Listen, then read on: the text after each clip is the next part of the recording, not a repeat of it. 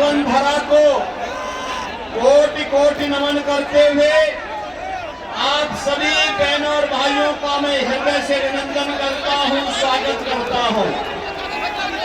बहनों और भाइयों, मैं लखनऊ उत्तर प्रदेश मर्यादा पुरुषोत्तम प्रभु श्री राम की पावन धरा से आप सबका अभिनंदन करने के लिए यहाँ पर आया हूँ।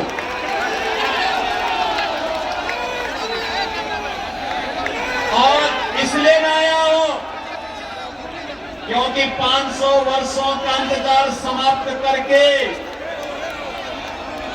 अयोध्या में प्रभु श्री रामलला फिर से विराजमान हुए हैं।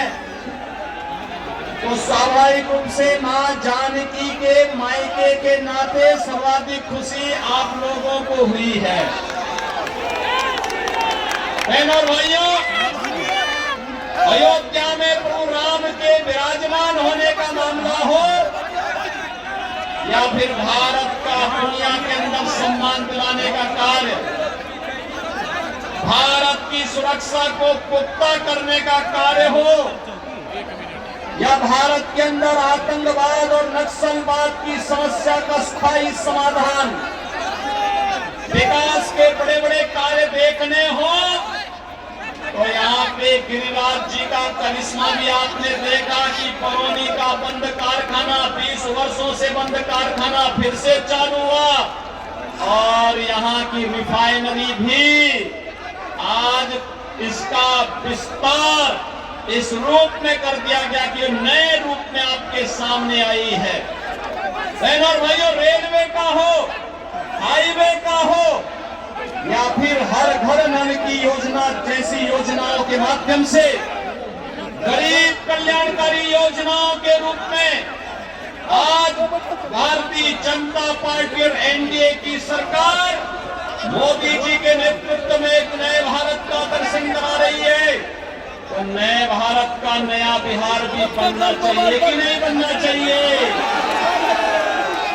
नए भारत का नया बिहार आप देख रहे होंगे, आपने देखा होगा बहनों और भाइयों, जब कांग्रेस और आरजेडी की सरकार थी तब आतंकी घटनाएं घटित होती थी और जब आतंकवाद पर कार्रवाई करने की बात होती तो ये लोग क्या कहते थे आतंकवाद सीमा पार से है।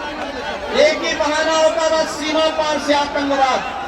बहनों और भाइयों, आज सीमा पार से आतंकवाद नहीं, आज तो कोई जोर से पटाखा भी फट जाए ना तो पाकिस्तान सबसे पहले सफाई देता है कि मेरा हाथ नहीं है।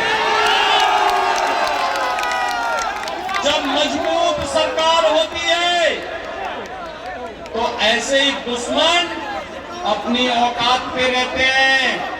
जब मजबूर सरकार होती है तो आतंकवाद सिर चढ़ करके बोलता है। आज मोदी जी के नेतृत्व में एक मजबूत सरकार है। उस सरकार ने सुरक्षा भी दिया है, सम्मान भी दिया है, विकास भी कराया है, गरीब कल्याणकारी योजनाओं का लाभ भी दिलाया है और आपकी आस्था को भी सम्मान दिलाया है। अयोध्या में प्रभु रामलला फिर से विराजमान हो गए हैं। काशी में आप जाएंगे तो काशी में काशी विश्वनाथ धाम का दर्शन आपको फिर नए रूप में देखने को मिलता है। मां गंगा की अविरलता और निर्मलता के लिए भी कार्य हुआ है।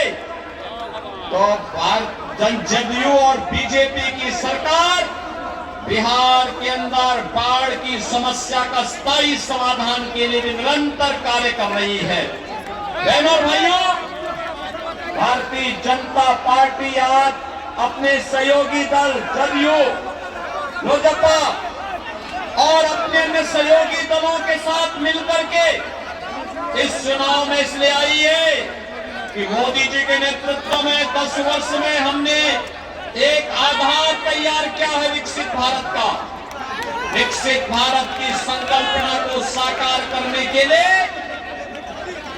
एक बार फिर से मोदी जी को देश की कमान सौंपने की आवश्यकता है।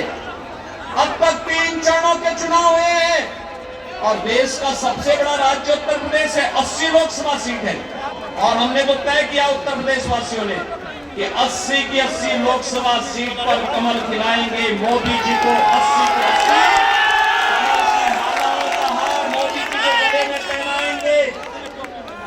मैं अब तक कह सकता हूं कि कई राज्यों में मुझे जाने का अवसर प्राप्त हुआ। एक ही स्वर गूंज रहा है और वह है फिर एक बार, फिर एक बार, अब की बार, अब की बार 400 पार। तो 400 पार के साथ साथ लोग एक और बात कहते हैं कि 400 पार इसलिए क्योंकि जो राम को लाए हैं, राम को लाए हैं, और ये चुनाव तो बहन और भाइयों बहुत स्पष्ट हो चुका है।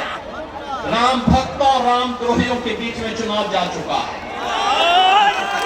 जो राम भक्त हैं आत्मनिर्भर और विकसित भारत की संकल्पना के लिए कार्य कर रहे हैं, सबका साथ और सबके विकास के लिए कार्य कर रहे हैं। जो राम द्रोही हैं उनका पाकिस्तान प्रेम जग रहा है। आप देख रहे होंगे उनका पाकिस्तान प्रेम जग रहा है। राम भक्तों पर गोली चलाते हैं और बहन और भाइयों किसी माफिया के मरने पर मातम मनाते हैं।